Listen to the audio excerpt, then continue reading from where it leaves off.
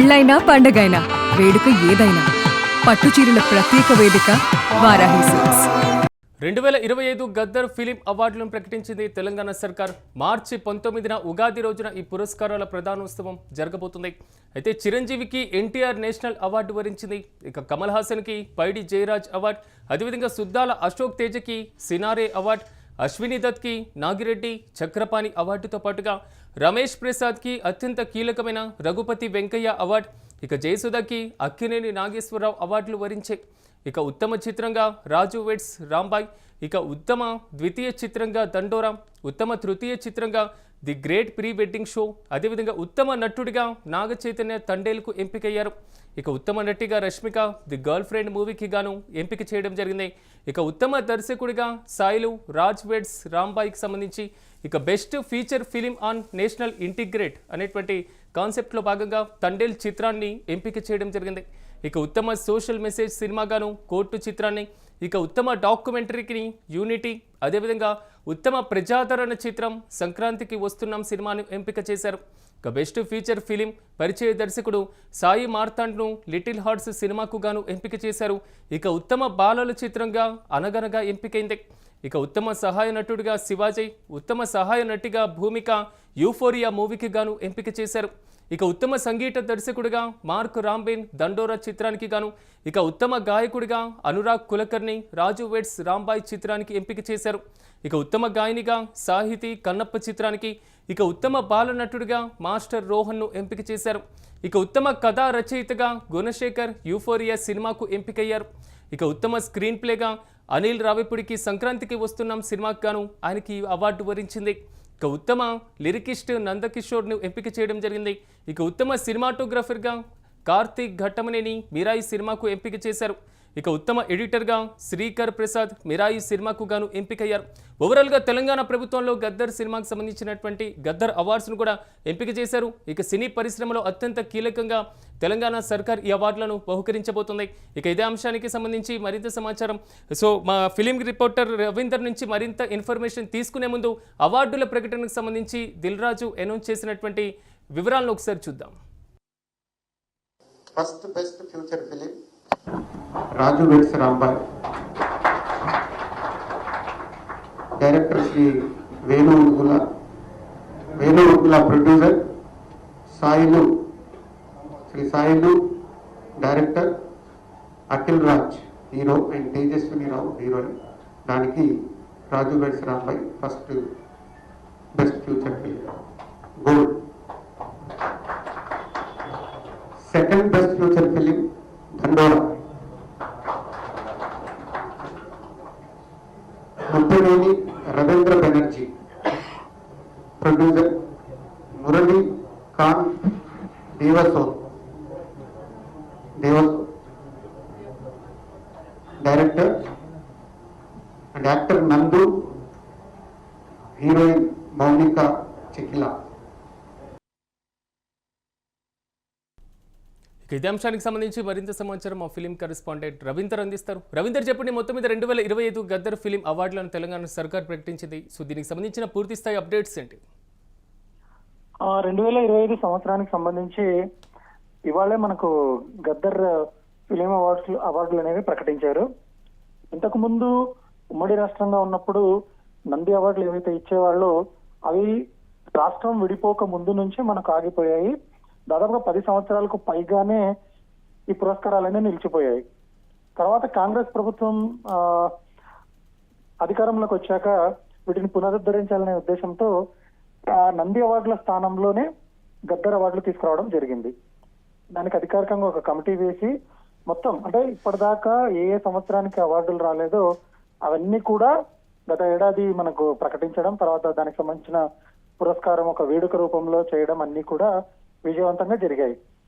దీన్ని ప్రతి సంవత్సరం కొనసాగించాలనే ఉద్దేశంతో ఒక నిర్దిష్టమైన ప్రణాళిక వేసుకొని దానికి అనుగుణంగానే క్రమం తప్పకుండా అంటే ఉగాది పండగ రావడానికంటే ముందే వీటిని ప్రకటించాలి అనే ఒక నిబంధన పెట్టుకొని దానికి అనుగుణంగానే ఆ ఫిలిం డెవలప్మెంట్ కార్పొరేషన్ అధ్యక్షులుగా ఉన్న ఆ దిల్ రాజు ఆధ్వర్యంలో ఈ కమిటీ అనేది ఈ అవార్డుల నిర్ణయాన్ని తీసుకునింది.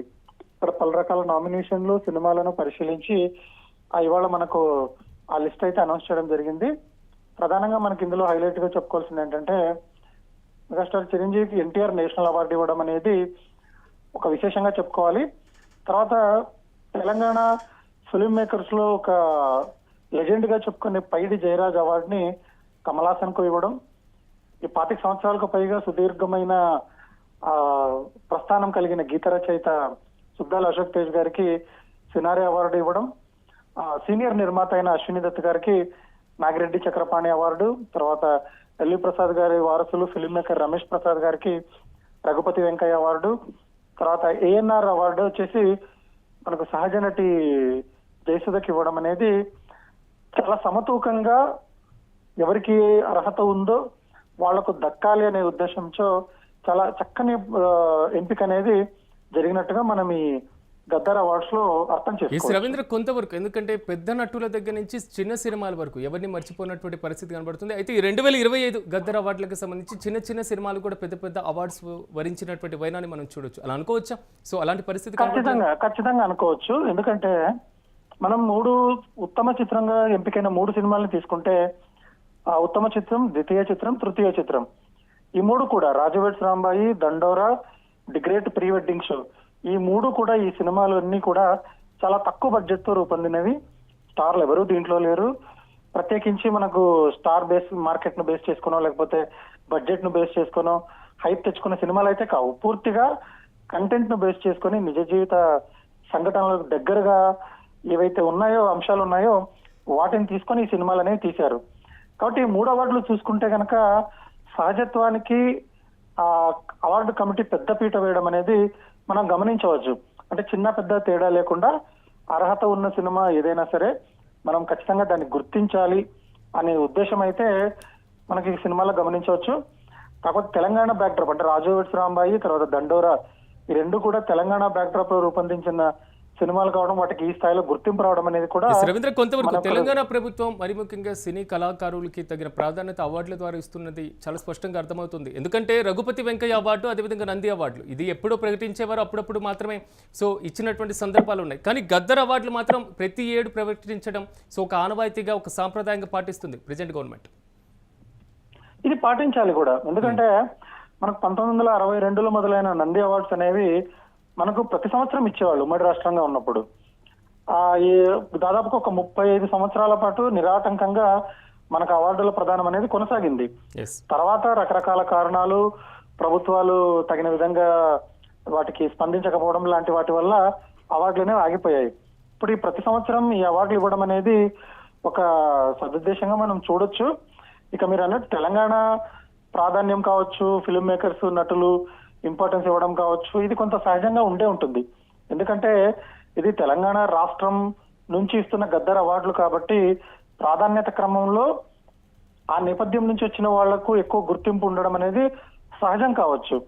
మనకు ఒకవేళ ఇటీవల మనకు ఏపీ సినిమాటోగ్రఫీ మంత్రి కందుల దుర్గేష్ గారు త్వరలో మేము కూడా నంది అవార్డులను పునరుద్ధరిస్తామని చెప్పారు.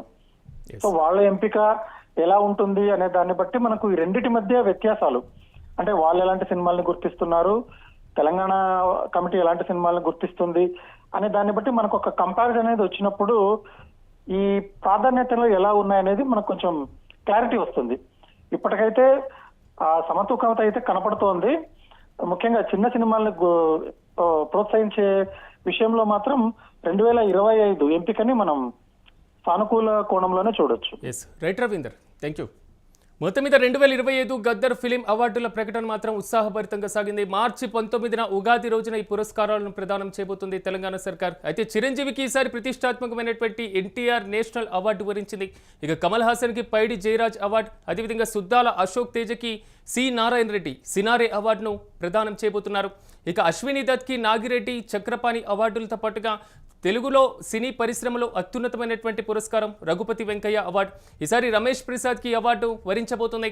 ఇక జయసుధకి అక్కినేని నాగేశ్వరరావు అవార్డు, అదేవిధంగా ఇక ఉత్తమ చిత్రంగా రాజు వెడ్స్ రాంబాయి సినిమా ఎంపిక అవ్వడం జరిగింది.